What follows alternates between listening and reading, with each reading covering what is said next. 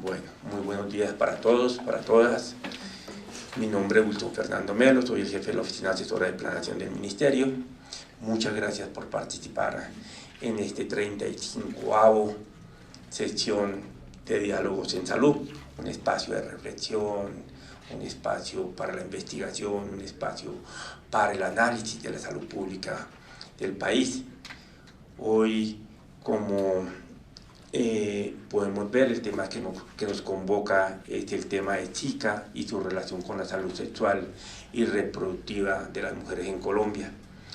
Un especial reconocimiento a la OPS, quien financió este estudio, a Profamilia, que fue la entidad investigadora, y un saludo muy especial hoy a nuestras investigadoras, a la doctora Rocío Murat. Doctora, muchas gracias, y a la doctora Mariana Calderón Jaramillo, que son las investigadoras de Profamilia. Un reconocimiento igualmente y un especial saludo a la Oficina Asesora de Planeación, al grupo de estudios, quien es el que ha venido liderando estas temáticas. Hoy quiero hacer un reconocimiento muy especial a la doctora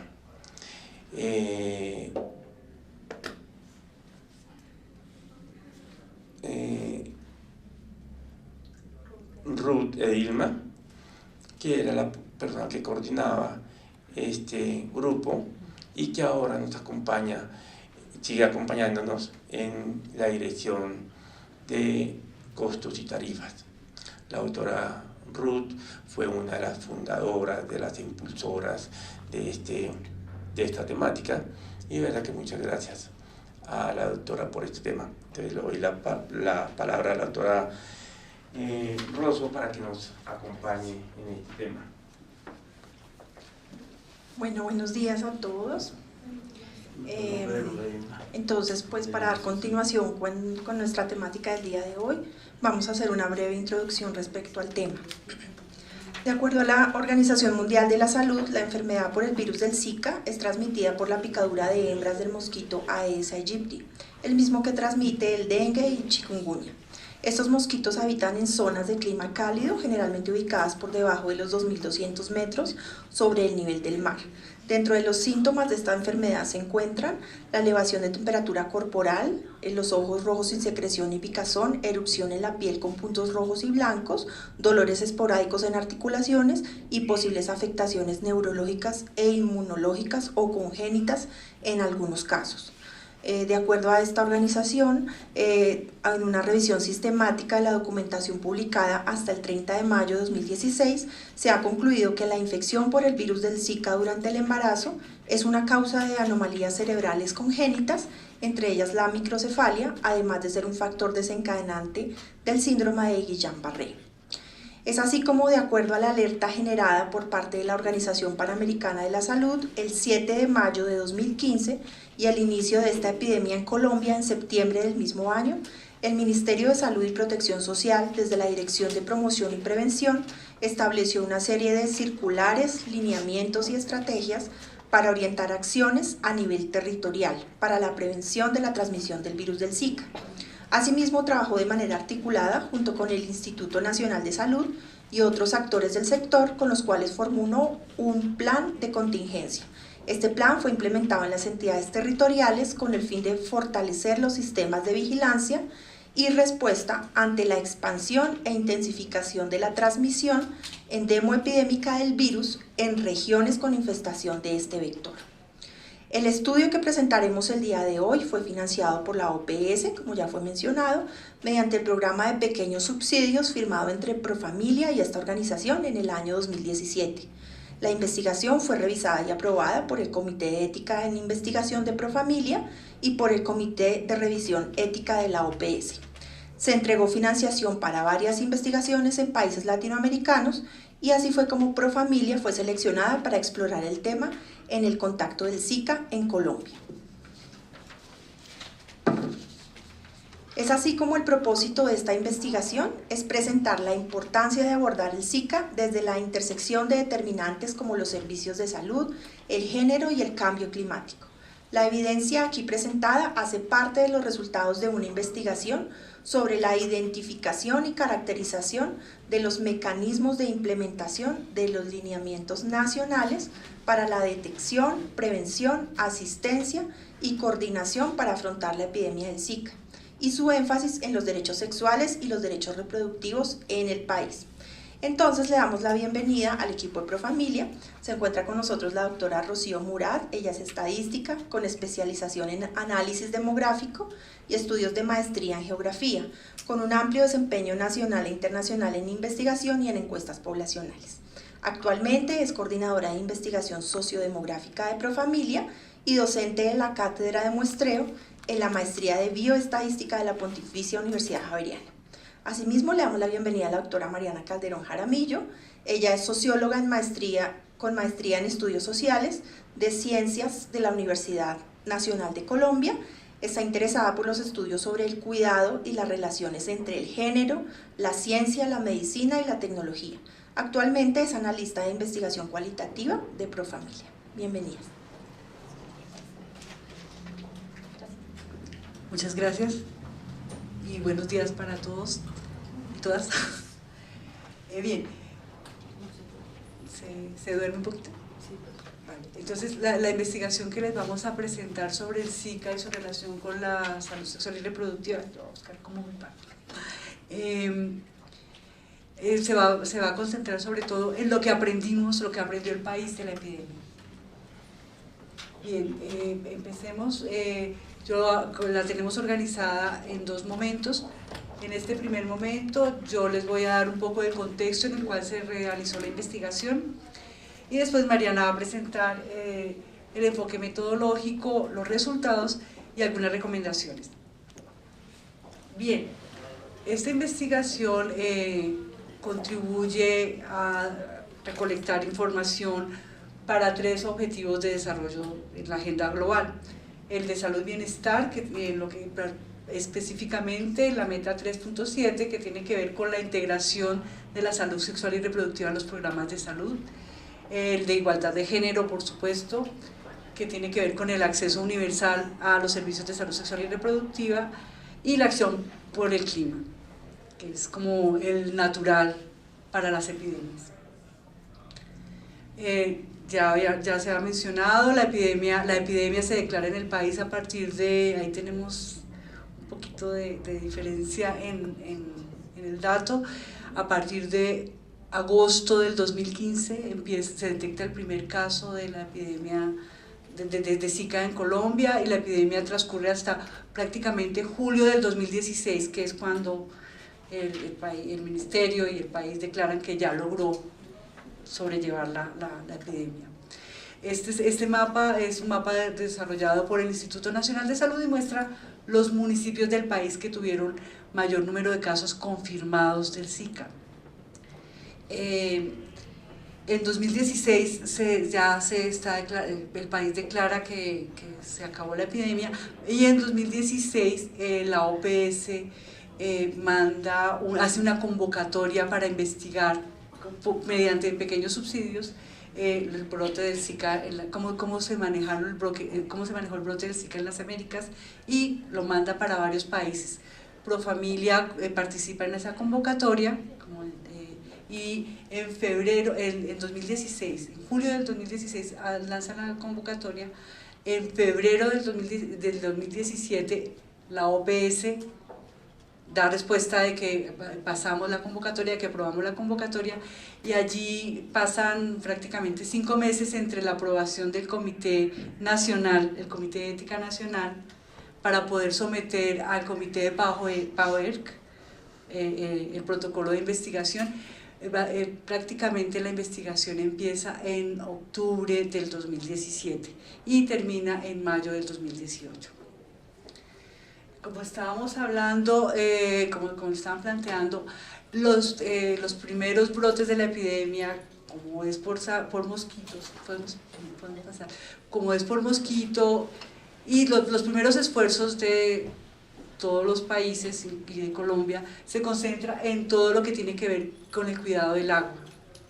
Pero a medida que empieza que empiezan a detectarse afectaciones en el sistema nervioso, empiezan a presentarse transmisiones, empieza a presentar transmisión sexual, se ven también las malformaciones en los niños de las mujeres que embarazadas que contrajeron el virus, empieza a cambiar el enfoque y los retos son distintos para y no se concentran solamente en el manejo, sino que tienen que involucrar todo lo que tiene que ver con la prevención y la atención y los servicios de salud sexual y reproductiva.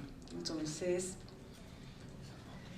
en 2016 la OMS manda todo su plan estratégico, de respuesta estratégica, que tiene 5 estrategias para la detección, la prevención, la asistencia y apoyo, la coordinación y la investigación, y dentro del componente de la estrategia de investigación está enmarcada la investigación que nosotros estamos desarrollando.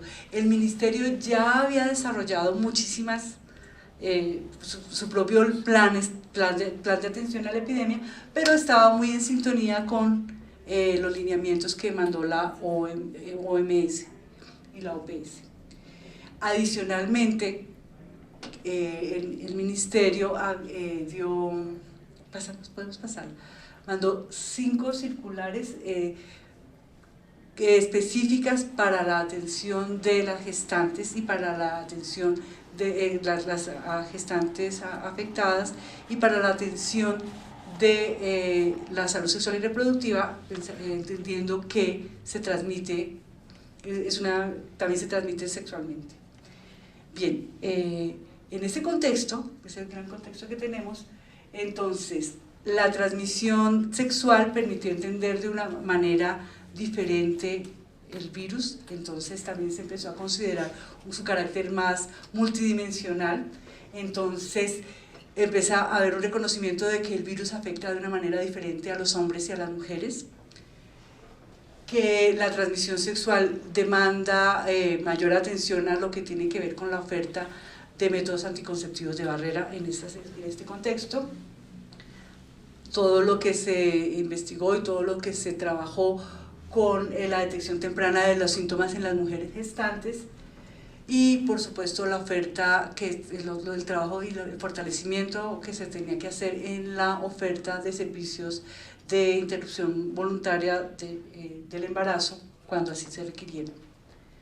Cuando el Zika fue declarado como un problema de salud pública, permitió que se buscara analizar las interrelaciones que había entre todos los medio ambiente, la cultura y lo social, porque pues aquí también habían cosas que tenían que involucrarse, que se miraran con más detenimiento los servicios de salud sexual y reproductiva y para la atención para las mujeres, y que se empezaran a mirar las implicaciones de género en esto.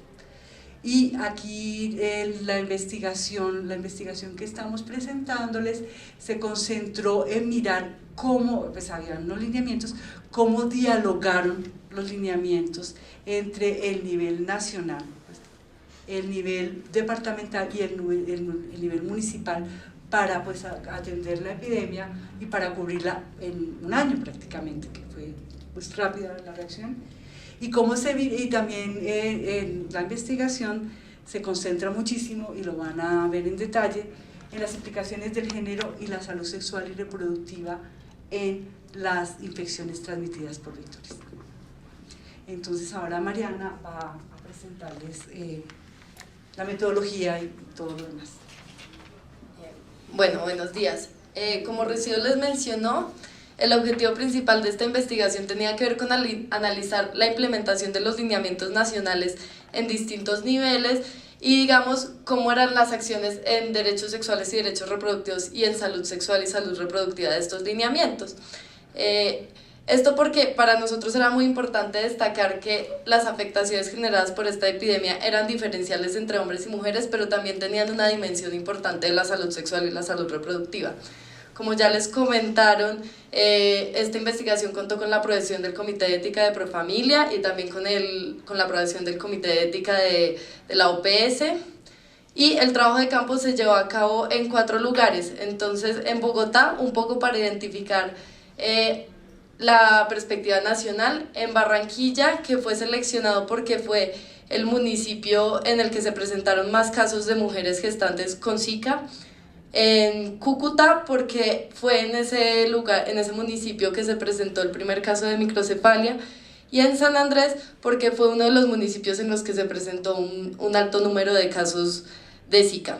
Entonces, esta investigación tiene un enfoque cualitativo. Lo que queríamos ver era las diferentes perspectivas en los diferentes niveles de cómo había sido implementado el plan de respuesta. Entonces, tuvimos 4 entrevistas a nivel nacional con personas a cargo de la coordinación del plan de respuesta y de la vigilancia epidemiológica, 17 entrevistas a nivel territorial que tienen que ver con coordinadores de programas en los departamentos y los municipios, 5 entrevistas con mujeres gestantes con diagnóstico de Zika, un poco para ver cómo estas respuestas que nos estaban contando a nivel nacional, departamental y municipal eran recibidas por las personas, 2 entrevistas con prestadores de servicios de salud y 5 grupos focales a nivel comunitario. Las técnicas de recolección de información pues son por muestreo no probabilístico. Lo que identificamos fue como los actores principales, y digamos en Barranquilla y en Cúcuta tuvimos el apoyo de las clínicas de Profamilia porque contamos con clínica en este territorio, y en San Andrés contamos con el apoyo de la Secretaría Municipal departamental para hacer sobre todo los grupos focales, porque queríamos contactar a la comunidad, digamos, conocer cómo se habían relacionado con los prestadores de servicios, con las personas a cargo de la coordinación de los programas, qué información habían recibido. Bueno, estas fueron como las categorías de análisis. Esto fue basado en la teoría fundamentada. Al principio había un interés por ver de estas conversaciones cuáles eran como los temas que emergían. Entonces les voy a contar algunas de las categorías. La principal era enfoque en salud sexual y salud reproductiva, pues porque era en parte nuestro interés ver la articulación de este plan con las acciones en salud sexual y salud reproductiva. Estaba otra referente con la prestación de los servicios de salud, con el enfoque de las acciones territoriales, es decir, cómo estaban abordando, cuáles eran las orientaciones de las acciones que estaban haciendo en estos municipios, cómo era la articulación y la coordinación interinstitucional, la coordinación con otros sectores de gobierno, el desarrollo de las capacidades de los equipos técnicos, la implementación en general del plan de respuesta, si se conocía, si se había usado, la implementación de la Política Nacional de Sexualidad, Derechos Sexuales y Derechos Reproductivos, si había una alineación entre la salud sexual y la salud reproductiva, el SICA y el territorio, actitudes y comportamientos y conocimientos a nivel comunitario. Pues aquí hay otras 4 categorías que están ahí porque emergieron durante el análisis de las entrevistas, pero tienen menor protagonismo. Nuestro objetivo fue identificar como de estas categorías en los territorios por los diferentes actores cuáles eran leídas como facilitadores y cuáles fueron leídas como brechas en la implementación del plan de respuesta y particularmente en su articulación con la salud sexual y la salud reproductiva. Entonces, en total encontramos 6 facilitadores y 9 brechas. De esos 6 facilitadores, 3 se repitieron en todos los casos y 3 brechas se repitieron en todos los casos. O sea, lo que hicimos con este panorama es que tenemos los resultados para cada uno de los territorios, pero también tenemos los resultados de cómo estos 3 casos nos dan un panorama de lo que estaba pasando en el país. Entonces, la siguiente, dale, que eso está como animado. Ya, gracias. No, una menos. Este es como espérate que no sale todo. Este es como, ya, gracias, aquí. Este es como el panorama que tenemos de la triangulación de los datos recolectados en los 3 municipios. Aquí identificamos 3 facilitadores y 3 obstáculos, como ya les dije. Primero les voy a hablar un poco de los facilitadores y después de los obstáculos. En los facilitadores encontramos que en la prestación de los servicios de salud, aunque hubo inicio con barreras en la atención, como no había claridad de cómo actuar frente a los casos, rápidamente se adoptó el plan de respuesta de Zika. Un aspecto importante fue que las EPS y las IPS se articularon y también hubo un seguimiento individual de los casos de las mujeres gestantes. También es importante el desarrollo de capacidades de los equipos técnicos, entonces hubo como un proceso rápido de aprendizaje y de desarrollar, lo que ya dije, pero sí desarrollar capacidades y actualización entre los equipos técnicos. Para esto fue muy importante la articulación del Instituto Nacional de Salud con los laboratorios clínicos para el diagnóstico de los pacientes, que digamos fue algo que pasó muy rápidamente y que funcionó durante toda la epidemia. Hubo una contratación oportuna de los equipos técnicos y fortalecimiento de las capacidades en epidemiología de campo. En cuanto a la articulación interinstitucional e intersectorial, que también fue otro facilitador, pues lo que evidenciamos era que había un rol estratégico entre el trabajo combinado del INS y del Ministerio, así como su articulación en los territorios y, digamos, la difusión e implementación de los lineamientos del plan de respuesta. Pero dentro de este facilitador encontramos como debilidad que hubo poca articulación intersectorial, entonces estábamos pensando que la intervención y la respuesta tenía que ser solo en salud y estábamos dejando de lado otras dimensiones importantes de esta epidemia que tienen que ver con el medio ambiente, digamos, todas estas estrategias que se centraban en el uso del agua y el manejo de los tanques tendían a recargarse sobre el trabajo de las mujeres, entonces, digamos, se estaba perdiendo de vista el enfoque de género, digamos, otros temas como la educación, la pobreza y la discapacidad. Entonces, aunque había articulación interinstitucional, no encontramos tanta articulación intersectorial y como otras cosas que obstaculizaron este gran facilitador fue que había insuficiencia de recursos para contratación y mantener la continuidad de los equipos técnicos, y había brechas en la implementación de los lineamientos entre el gobierno nacional, los territorios y las comunidades. Ahorita les voy a mostrar un poco en cada territorio, pero es importante que tengan en cuenta que si bien las personas a cargo de la coordinación de los programas conocían el plan de respuestas, muchas veces esta información no llegó a las comunidades o a las comunidades llegó de manera fragmentada. Entonces ahora les voy a hablar un poco de los obstáculos.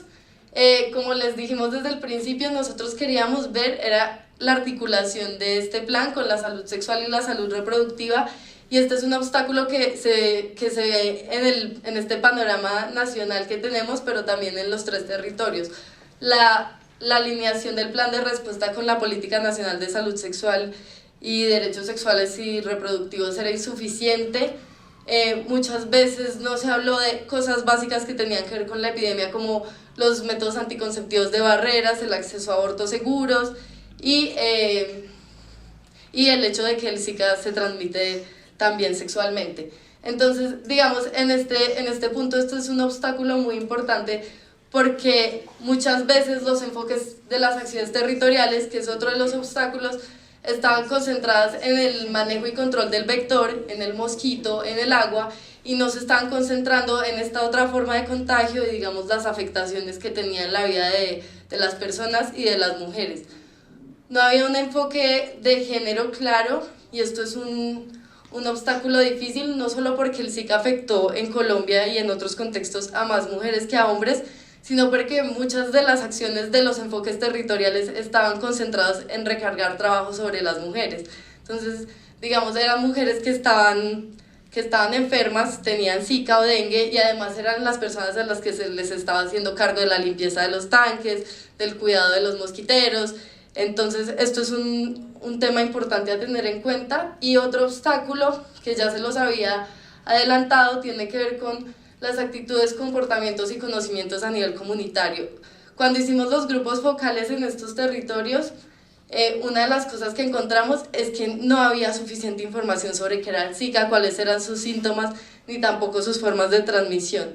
También había mucho estigma respecto a las mujeres que tomaban la decisión de abortar, y mucho estigma respecto a la relación del Zika con los casos de microcefalia. Bueno, ese era el panorama en general. Les voy a contar un poco este panorama en cada uno de los municipios que analizamos. Tienes que darle otra vez. Ya, listo. Entonces, 2 cosas se van a mantener en estos 3 municipios. La primera es la ausencia de ese enfoque en salud sexual y salud reproductiva, o su carácter limitado. La segunda es las dificultades que se presentaron en la apropiación comunitaria del conocimiento que se tenía sobre el Zika y de las formas de prevenirlo y tratarlo. Y la tercera tenía que ver con esas acciones territoriales que estaban concentrándose en el vector y no estaban teniendo en cuenta las otras dimensiones de la epidemia. Entonces, en estos contextos cambia, o sea, cada uno de estos municipios tenía panoramas distintos. Les voy a contar como lo más destacado de estos panoramas. En San Andrés, Providencia y Santa Catalina nos parece muy importante destacar que hubo una socialización oportuna en el territorio del plan de respuesta, se contó con recursos, se contrató rápidamente al equipo técnico necesario, pero había problemas en la comunicación entre el nivel central y el nivel territorial.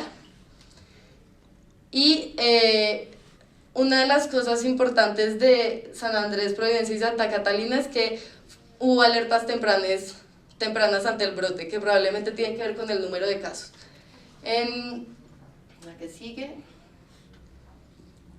En Cúcuta identificamos más obstáculos, entonces aquí teníamos 4, pues de las categorías que les mostré al principio teníamos 4 obstáculos y 2 facilitadores. Los facilitadores tenían que ver con gestión y apropiación del conocimiento y con la socialización del plan de respuesta, pero los obstáculos tenían que ver con una falta de coordinación y articulación entre los niveles y las otras 3 cosas que ya les he mencionado, que es la falta del enfoque en salud sexual y salud reproductiva, esta falta de trabajo conjunto con las comunidades, que implica que no sepan bien qué hacer frente al Zika, y otra vez un enfoque centrado en el vector y no tanto en las consecuencias que tiene la epidemia sobre las personas en sus circunstancias particulares.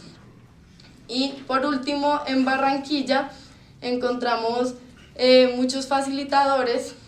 Fue el municipio en el que encontramos más facilitadores.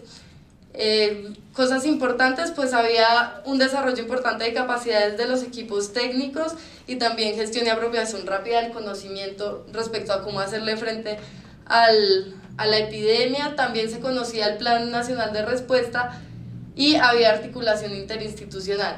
Pero como ven en estas 3 partes, la articulación interinstitucional era fuerte entre el instituto y el ministerio, pero a veces había como cortocircuitos en la llegada de esta información hasta los territorios y más como a una palabra que usamos ahorita que es microterritorios, como a los territorios chiquitos en los que viven las comunidades. Ese es como el panorama. Una de las cosas que salió de esta investigación es que había que hacer mucha más investigación sobre este tema, porque es una oportunidad para aprender también de las cosas que hicimos bien y para ver cómo podemos mejorar en las respuestas a este tipo de epidemias, y también para pensarnos cómo podemos mejorar la coordinación intersectorial para abordar estos fenómenos de salud desde sus diferentes dimensiones. Y también hay que pensarnos en cómo podemos evaluar el impacto de acciones de prevención en salud sexual y salud reproductiva de las mujeres, porque a veces es difícil identificar cómo podemos ir evaluando a la vez que vamos interviniendo nuestras acciones, que era, digamos, una de las ideas de esta investigación, era lograr como ir viendo qué era lo que había pasado durante la intervención. Algunas recomendaciones, entonces tenemos 4. La primera es fortalecer la articulación entre actores y promover la coordinación intersectorial, que es algo que les acabo de mencionar. Es muy importante alinear el plan de respuesta a Zika y también otros planes que tengan que ver con epidemias parecidas con los lineamientos de la Política Nacional de Sexualidad y Derechos Sexuales y Reproductivos. Y una conclusión general de este estudio es que, digamos, aunque las IPS y las EPS a veces fueron capaces de articular este enfoque de derechos sexuales y derechos reproductivos, esto no fue la generalidad y es algo que tenemos que pensar constantemente. La tercera es que aumentar el financiamiento para fortalecer las capacidades de los prestadores de servicios. Como les mostré, una de las cosas más destacadas es que hubo un desarrollo de una capacidad técnica y una articulación de las instituciones que estaban a cargo de gestionar el conocimiento, pero muchas veces el problema era que no había suficiente financiamiento para continuar con estas actividades.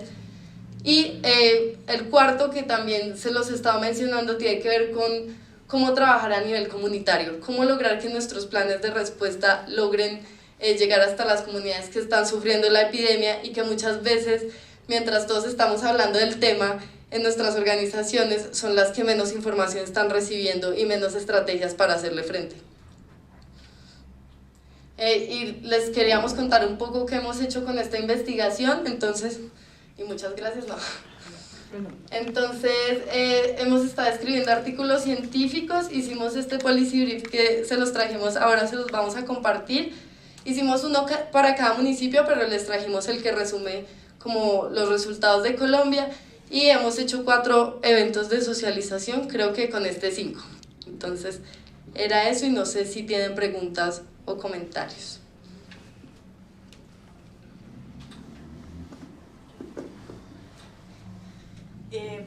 Respecto a las nuevas preguntas de investigación que ustedes, digamos, plantearon con este estudio, quisiera saber si ustedes han pensado en poder avanzar en ellas, no sé, si tengan de nuevo como algún apoyo de OPS para poder avanzar en estos estudios o pues a futuro. Pues permanentemente estamos gestionando recursos para investigación. Hemos hecho, ahorita hemos tenido acercamientos con la OPS, pero pues específicamente para hepatitis B, que creo que ya la presentaron, no sé si la presentaron o no acá. Hicimos una investigación sobre hepatitis B y estamos permanentemente buscando eso y mirando la articulación con el acceso a los derechos sexuales y reproductivos, con los servicios de salud sexual y reproductiva. Entonces, estamos en ello. Pero no mucho para decir concretamente iniciamos una tal día, no tenemos esto así. No, y también pues ya no estamos trabajando en investigación como tal en este momento, pero sí tenemos proyectos. En este momento tenemos un nuevo proyecto en el Valle del Cauca que ahorita está presentando muchos casos de dengue y de Zika, y tiene un componente de investigación para poder medir, digamos, hasta qué punto estas estrategias que estamos implementando están funcionando. En términos de intervención pro familia en los tiempos de la epidemia, estaba desarrollando en la Fundación Magdalena y en muchos municipios del área, está desarrollando un proyecto de intervención de educación para la prevención, pero era específico intervención y era educación para la prevención del Zika.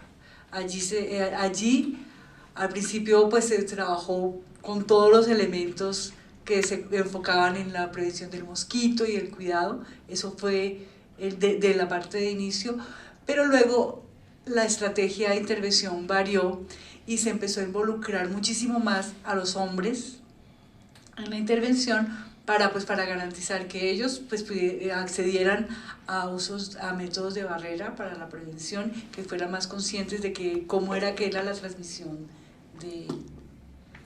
del Zika, y fueran conscientes de la transmisión sexual en el momento de la epidemia. Entonces allí la estrategia inició, como empezamos todos, en el mosquito, pero fue variando. De las lecciones aprendidas de esa intervención es la gran importancia que hay de involucrar no solamente a las mujeres, que son las que siempre en las comunidades están mucho más participando en estos, sino involucrar a los hombres en estas estrategias. Eso fue una lección importante. No sé si alguien más tenga una pregunta.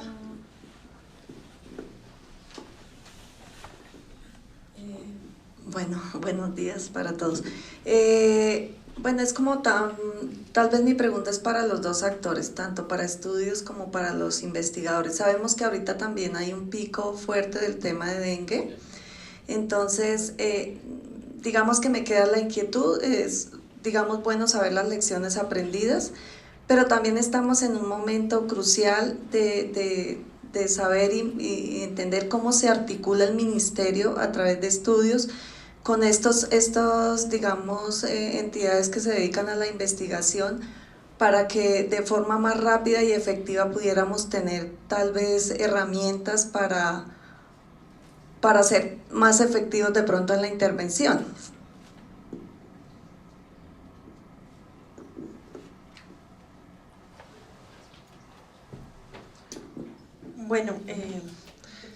digamos que sí, pues es muy interesante tu reflexión, es muy importante. Pues te podemos decir que desde el grupo de estudios lo que hemos venido avanzando es, pues uno es, por ejemplo, este tipo de espacios donde se puedan presentar todas las investigaciones desarrolladas no solamente por gente de acá del ministerio, sino por todas las entidades adscritas al sector. La idea es poder compartir ese conocimiento y poder generar esas sinergias. Entonces, ¿qué hemos logrado nosotros? Que por ejemplo en estos espacios asistan personas de las diferentes áreas de acuerdo a la temática que se trate. Bueno, no en todas las ocasiones hemos logrado la asistencia que quisiéramos, pues por ya compromisos y agendas de los jefes particularmente, pero por lo general asisten los técnicos interesados en los temas y hemos logrado que ellos se integren ya sea con la academia o con entidades así como lo es Profamilia, y por ejemplo generen mesas de trabajo o ya generen un contacto, conozcan qué persona es la que está encargada de los temas y ya empiecen a generar ese tipo de sinergias. Entonces digamos que por eso queremos pues como recalcar la importancia que ha tenido este espacio. Y lo otro también es que, digamos, internamente hemos abogado porque esas necesidades de investigación salgan adelante y sean planteadas en nuestras agendas de estudios y evaluaciones, las prioricemos y lleguemos a lograr, por ejemplo, una evaluación de un tema de alguna política, algún programa que sea relevante para el sector. Entonces, esa ha sido un poco la manera en que el grupo ha avanzado. La idea igual es fortalecer esas estrategias, esta estrategia de divulgación, que más personas asistan. Para las personas que no habían asistido previamente a estos seminarios, nosotros empezamos en el año 2016, la disponibilidad de las memorias de todos los temas que hemos visto, que han sido muchísimos, como lo dijo el jefe, hoy es la versión número 35, están disponibles en la página del ministerio y allí ustedes las pueden consultar. Entonces, pues digamos que ese ha sido como el trabajo y la idea es seguirnos fortaleciendo en ese sentido. Desde la investigación que se desarrolló, la investigación terminó el año pasado, en mayo, y apenas pudimos construir el policy brief y hacer todas las cosas. Se hizo socialización de los resultados en cada uno de los... Se hizo una socialización en San Andrés, en Cúcuta y en Barranquilla. Se presentaron los resultados tanto nacionales como locales. Y el 17 de julio del año pasado, eso se hizo el año pasado, el 17, toda la correría terminó el 17 de julio del año pasado con una presentación en donde se invitó al Instituto Nacional de Salud, se invitó al Ministerio, se invitó a todas las entidades para que conocieran los resultados. Y después participamos en eso yo no me lo conozco bien, un webinar con otras organizaciones de otros países para difundir la información. Adicionalmente, Mariana puede contarnos la experiencia. La OPS reunió a todos los equipos de la región que participaron en estos subsidios y nos puede contar un poquito la experiencia de cómo fue la difusión internacional de los resultados. No, fue la reunión, o sea, esto es una financiación de pequeños recursos. Entonces tuvimos un espacio en el que socializamos todas las investigaciones, no todas estaban terminadas, pero cambia mucho y no cambia tanto, o sea, hay muchas continuidades en las maneras en que Colombia respondió en comparación con los otros países en América Latina, pero también hay diferencias. Digamos, en Venezuela no hubo nunca un plan de respuesta, el acceso a servicios de aborto, si aquí encontramos barreras, en Venezuela eran muy profundas. Digamos, en Brasil nos contaron un poco de cómo había funcionado el racismo en la atención a las mujeres gestantes con casos de microcefalia. Entonces, como que si comparamos con los otros países, vemos que hay cosas positivas en Colombia que tienen que ver con la rapidez del plan de respuesta y también la coordinación, el desarrollo de los equipos técnicos, pero también parte de lo que mostraban estas investigaciones de otros países, que eran México, Jamaica, Brasil, Paraguay y Venezuela, era que de pronto esta noción de que hay una dimensión de salud sexual y salud reproductiva en esta epidemia de Zika está perdida un poco en las políticas públicas que hacen los países.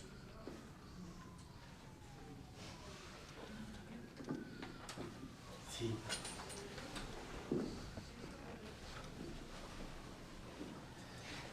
Teniendo en cuenta esta investigación, debería convocarse en algunas mesas de trabajo entre los actores, los intervinientes de la problemática, para poder mejorar esa coordinación entre los actores, ya sea a nivel nacional, departamental, municipal, en territorio, para poder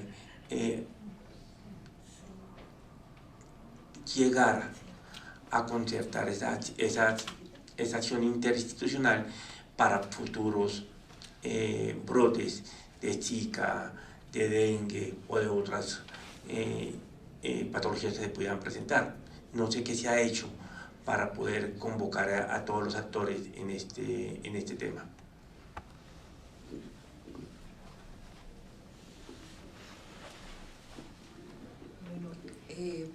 Nosotros hicimos la difusión de la información. En estos escenarios participaron los diferentes actores, se vieron reflejados sus esfuerzos en los resultados, pero Profamilia no es el ente llamado a liderar estas estrategias, pero pues por supuesto que siempre estamos dispuestos a participar en todas las convocatorias, en todas las mesas en las que pues seamos recibidos prácticamente. ¿Alguna otra pregunta? No, la mía estaba también por el lado de que se habían comparado la investigación con otros países de la región. Quisiera conocer si, bajo su consideración, Colombia lo hizo bien o lo hizo mal, la manera en cómo manejó el brote. Yo creo que los resultados de esta investigación, más que decir lo hizo bien o lo hizo mal, hay muchos aspectos positivos que debemos potenciar y hay muchos aspectos sobre los que debemos trabajar, sobre todo lo que mencioné de salud sexual y salud reproductiva. Esta fue una constante en las demás investigaciones que yo conocí de los otros países. Obviamente, ahorita hay muchas otras investigaciones en curso sobre Zika, pero digamos en el caso de Jamaica, que el aborto está penalizado creo que en todos los casos, digamos, este enfoque de salud sexual y salud reproductiva tampoco era abordado. O sea, estamos en un país donde el aborto está despenalizado, Jamaica, y tenemos muchos casos de Zika y ya sabemos que el Zika tiene relación con microcefalia, pero no estamos hablando de acciones que se centren en el uso del condón. Entonces, esto era como una constante. Igual no todas las investigaciones están orientadas a los mismos temas.